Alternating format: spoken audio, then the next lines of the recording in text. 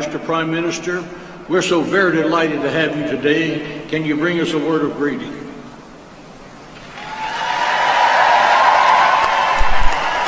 Well, it's great to be with you. Thank you.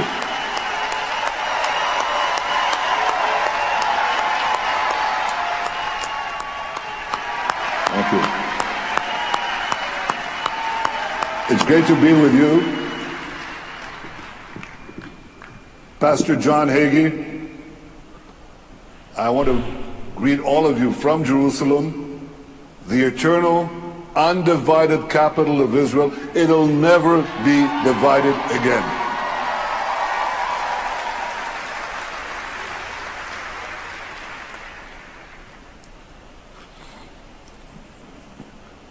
Pastor Hagee, I want to thank you for your enduring, tremendous support.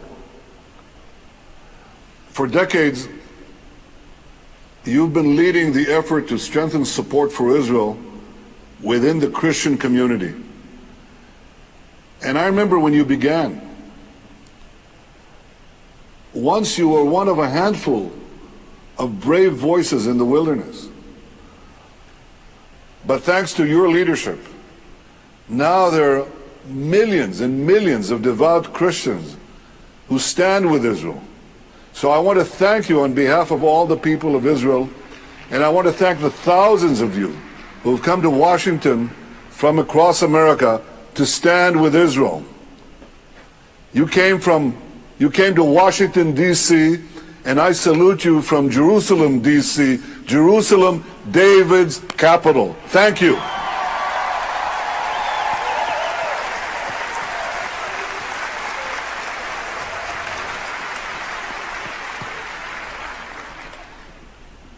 Mr. Prime Minister, we're going to try something we've not ever done before and just have a little chat between the two of us over national television. People who are here are concerned about Iran, and they're breaking the limits on the uranium enrichment. What are your thoughts about that?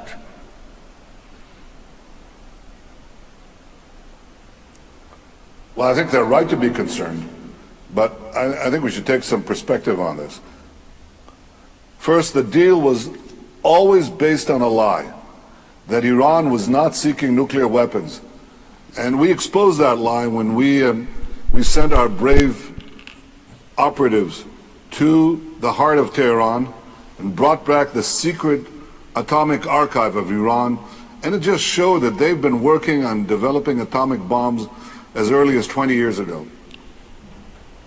So the deal is not only based on a lie, it's a terrible deal because it gave Iran a path to getting a nuclear arsenal when the restrictions on Iran's nuclear programs were removed.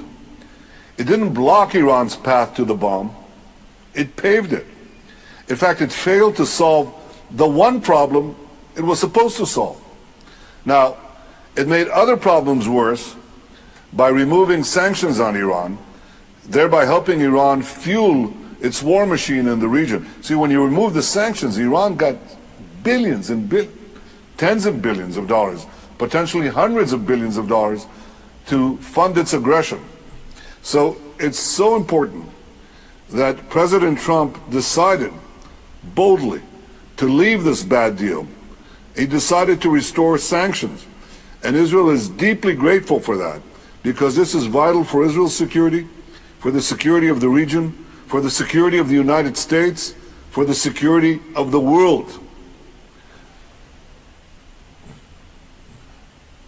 Now Iran is trying to lash out to reduce the pressure. They attack tankers, they down American drones, they're firing missiles at their neighbors. And it's important to respond to these actions not by reducing the pressure, but by increasing the pressure. And we have to continue to take away the regime's sources of revenue and its ability to fund terrorism. Yeah, you can applaud that. I applaud that. I think what President Trump did was very important. What Britain did, absolutely. What Britain did in interdicting the ship laden with Iranian oil bound for Syria, That was important. And now we were informed that Iran is brazenly violating the deal. So it's time for Europe to do what they promised to do. They promised to leave the deal and snap back sanctions if Iran did this. And I said, that's the way you stop aggression. You know, I gave an instance yesterday in the Israeli cabinet. And I said, you know how World War II started in Europe? In my opinion, it started in the 30s when Nazi Germany decided to violate a solemn commitment they had given the international community. And they walked into the Rhineland. Nobody said anything. Nobody did anything. And you know the continuation. You know what followed. We should stand up to Iran's aggression now. And Europe should back the sanctions instituted by President Trump. We certainly did.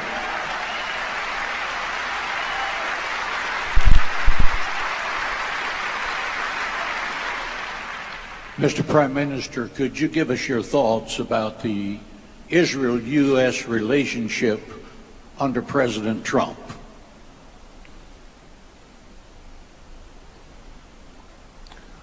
They have never been stronger. And I deeply appreciate all President Trump has done. He withdrew from the deal, as I just said, and restored sanctions.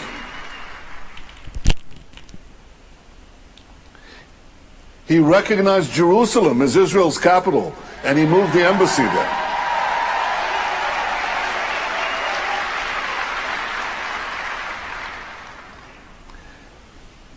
He recognized Israel's sovereignty over the Golan Heights, and he's given us rock-solid support at the UN.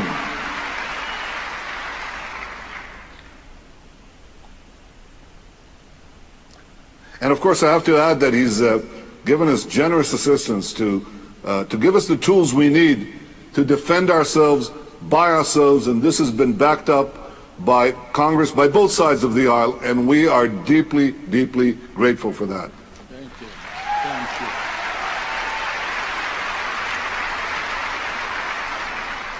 But let me just add that President Trump has a fantastic team. He's got Vice President Pence, Secretary of State Pompeo, National Security Advisor John Bolton, Jared Kushner, Jason Greenblatt, David Friedman. These are exceptional people, and I work with them, and I intend to work with him over the next 2.5 years to deepen the cooperation across the board. Intelligence sharing, cyber, you name it, we're doing it. And I believe we're just scratching the surface of what we can do together. I think it's clear. A simple truth is clear. Israel has no better ally than the United States, and I believe the United States has no better ally than Israel. And this is becoming clearer and clearer with each day that passes.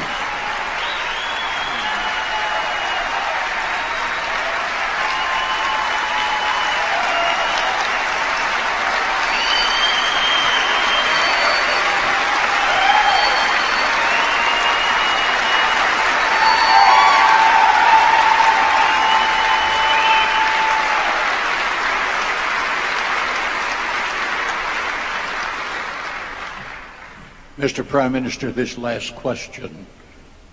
Concerning Jerusalem, what does it mean to you, to the Jewish people, for the U.S. Embassy to move from Tel Aviv to Jerusalem?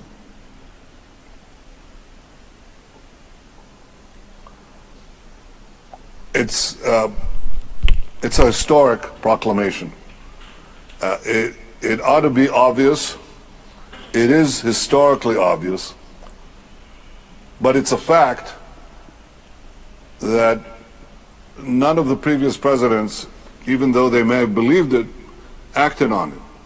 And when President Trump proclaimed Jerusalem as Israel's capital and moved the embassy there, I put it alongside the historic proclamations recognizing Israel's independence by President Truman, the Balfour Declaration 100 years ago. Well, I think that this is a historic proclamation, and I deeply appreciate it, as do the people of Israel. Now, last week, we opened the pilgrimage road that I think the previous speaker, Zev Ornstein, began to talk about. This is the same road where hundreds of thousands of my ancestors ascended to the temple. This is the same road where Jesus walked from the Siloam pool to the temple. It's exactly that spot. So that's been buried for centuries. You can't bury the truth forever. It's time to tell the world the truth. Israel, or rather Jerusalem, is the center of our religious and national life for 3,000 years.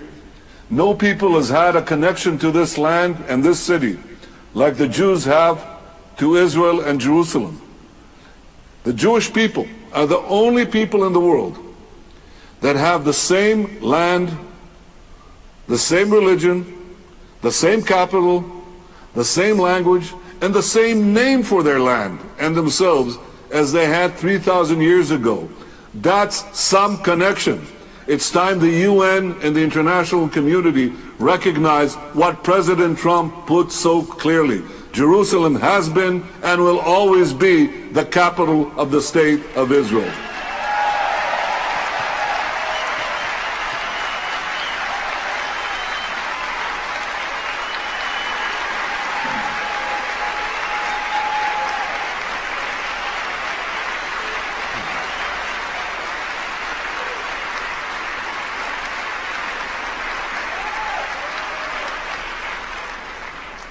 Mr. Prime Minister, we sincerely appreciate your time today.